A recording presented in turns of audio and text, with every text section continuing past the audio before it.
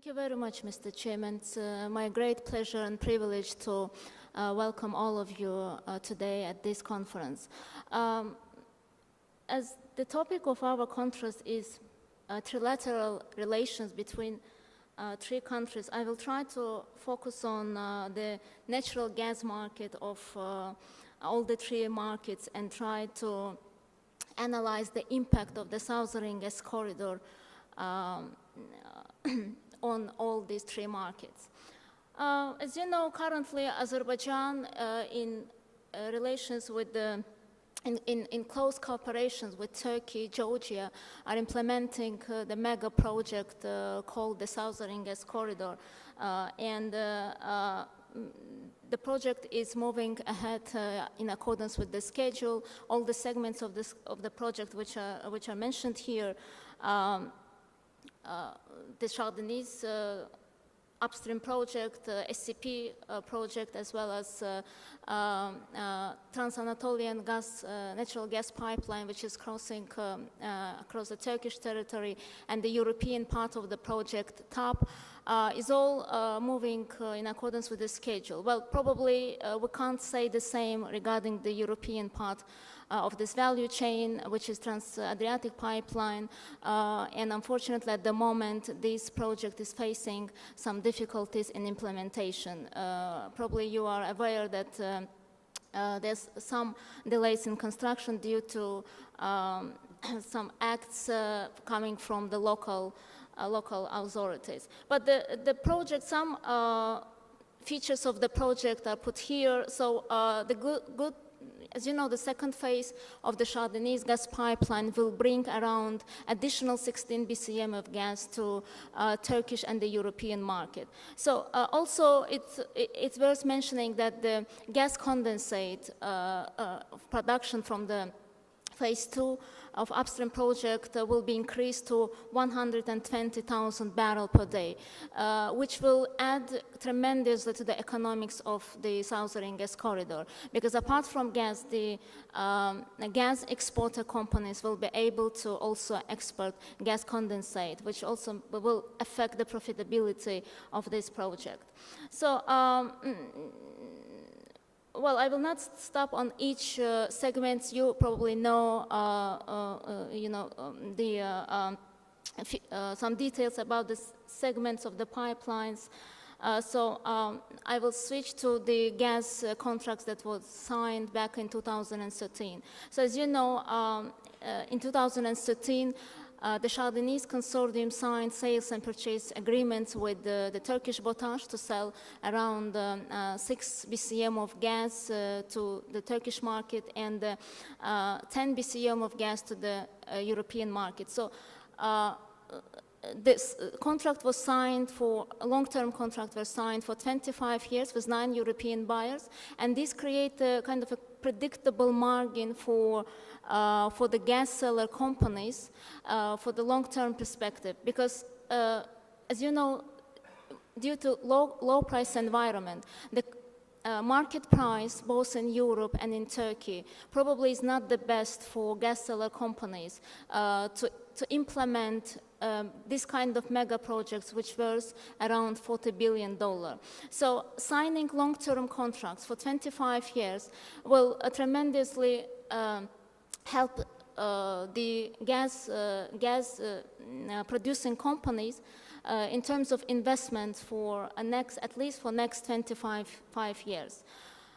The name of the buyers I mentioned here and the volumes of the gas that the buyers will offtake from Azerbaijan also mentioned in this slide. It seems that, as I mentioned, the total value, the total cost of the project is around $40 billion US dollars, but it seems that the funding of at least Azerbaijani share of this project is not an issue, and the government of Azerbaijan created the so-called the Southern Gas Corridor Company, which is directly or indirectly 100% owned by the state, create this company to consolidate, manage, and finance the shares of Azerbaijani share of funding. So I don't know what Vadim did here, but okay, here we go.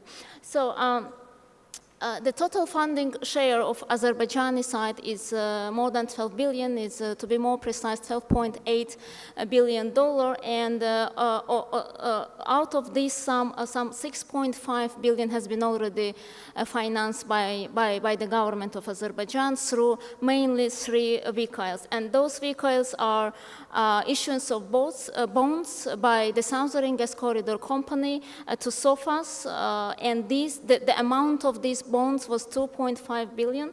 The second vehicle of funding is equity injection from the Ministry of Economy and SOCAR, and this was 2.4 billion to date. And the third vehicle is a placement of an inaugural Eurobond, which was very successfully done last year. The Southern Gas Corridor Company, SGC company, succeeded to sell around 1 billion euro bonds to the international banks and international financial organizations. And this is planned to be continued in the following years as well. So by 2019, it's expected that SGC company will raise another around $5 billion to finance the share of Azerbaijan. Well, the gas will flow to the, as you know, first through Georgia to the Turkish and the European market, and some volumes of gas will be dropped in Georgia as a transit fee. So Georgia has already contracted 2.35 BCM of gas this year for 2017, and if you look at these volumes, it means that Azerbaijan is the sole gas supplier to Georgia, and the volumes almost covers the market demand 90%.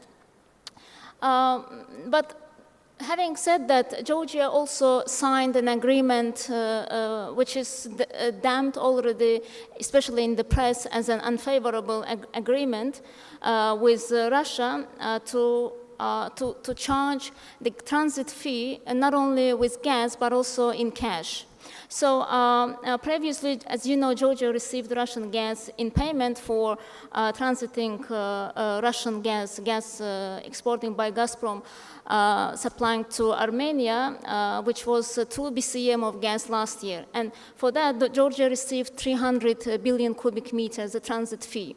So from 2018, according to the agreement which was signed between Georgia and Gazprom, Georgia will receive the payment in cash, which from our point of view is not really favorable for the Georgian side, because we don't know what will be the gas price by 2018, and it's not known whether Georgia will be able to purchase gas with the cash from Russia that it will receive. Well, Georgia already buys 1.5 billion cubic meter from Azerbaijan, and this is the SOCAR gas. This is not the Shahrdeniz gas, and this is not the consortium gas, but this is the gas which is exported to Georgia by SOCAR. And around 750 or 850 million cubic meter Shahrdeniz is kind of paying Georgia as a transit fee. Well, if we look at the European market, where this 10 BCM of gas will flow, you know that only 3 countries in Europe have contracted gas sales and purchase contracted purchase gas from Azerbaijan, and those are Italy, Greece, and Bulgaria. So if you look at the markets, look at the share of Shahrdeniz gas in this particular market, we can see that, for instance, in Italy, it will be around 38% of total market share of one major single supplier, which is Gazprom in all 3 markets.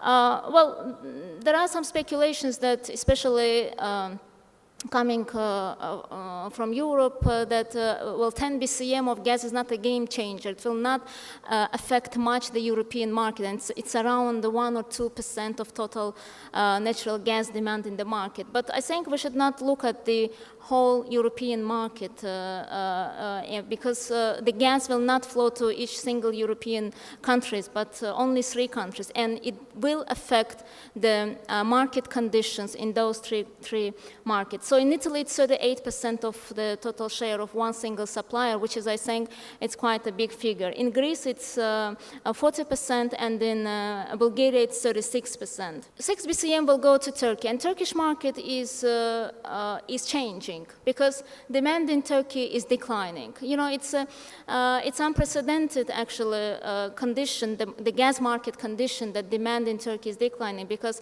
over the last 2 decades, Turkish demand was growing quite fast. It was the fastest growing natural gas market, one of the fastest in the world, and probably the fastest growing natural gas market in Europe. But starting from 2014, the gas demand in Turkey, from May 2014, started declining. And this is because of the intervention of the government into the natural gas market, because demand was growing very fast. According to the BOTAŞ projections, demand would be doubled by 2030. And the government of Turkey could not allow this, because this would mean the growing of dependence on external suppliers. So what the Turkish government did is simply introduced support schemes and support mechanisms to produce, for the producers of alternative energy, to increase the share of alternative energy and coal, which is mainly locally produced, in the energy mix of the country, mainly in the power sector. So this worked out. Demand is growing. Last year, the demand, is declining, and yet last year the decrease was around 4%. So it's projected that this year it will be stagnated. The demand will be stagnated. So apart from these changes, all the long-term contracts of Turkey with its pipeline suppliers, like Azerbaijan, Iran, and Russia, is expiring, and they will be expired in the 2020s, as you see the volumes and years in the chart. So, well, we don't know whether Turkey will extend the contracts. Probably it will, but with regards to Shah Deniz 1, it's under question, because we don't know whether there will be enough gas from the phase 1 to prolong the contract for the next 20-25 years. But with Gazprom and Iran, most probably Turkey will extend the contracts, because with Iran it has quite a favorable now at the moment prices after the arbitrations that ended in favor of Turkey. Apart from this, well, yes, demand is declining, but I think that the Turkish market is the most probably favorable market and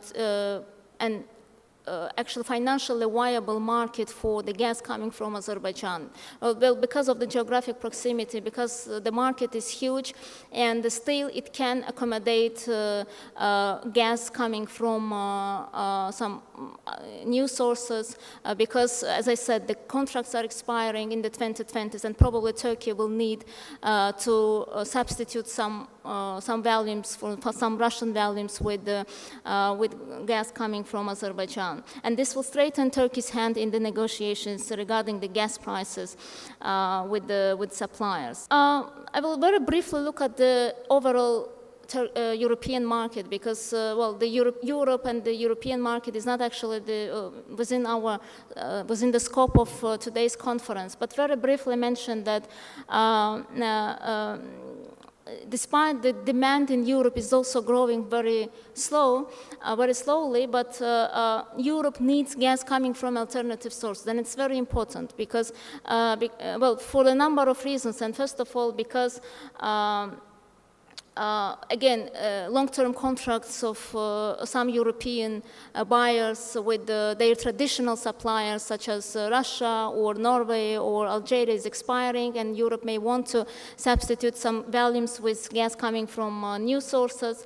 The gas production in Europe is declining, and the loss will be around 110 BCM by 2035, and this means that Europe will need to import more, at least some around 150 or 20 BCM of gas, more gas than it's importing at the moment. So, and this gas most probably will come from new sources, from alternative sources via alternative routes. And even if some contracts renewables, Europe will renew some contracts with its traditional suppliers, but still Europe will need some additional volumes, as is mentioned in this figure. And to conclude, still, despite this very challenging time in terms of a low price environment in the markets in both the European and the Turkish markets, I think it's a good time to invest in upstream projects in Azerbaijan and like Shah Deniz phase 2 and go to the markets with gas, because both markets will need additional volumes of gas coming from new sources. And in case of Turkey, Shah Deniz phase 1 may not be extended, the contract may not be extended, and gas from phase 2 will be needed to substitute this gas. In terms of Europe, as I said, despite the demand is growing quite slowly, I think it's a good time to go to Europe with some 10 BCM of gas, because again the market is the prices are recovering. As we say, the average gas price in the market is around $200 per 1,000 cubic meter, and I think this the recovery process will be continuing in the future as well. So I stop here. Thank you.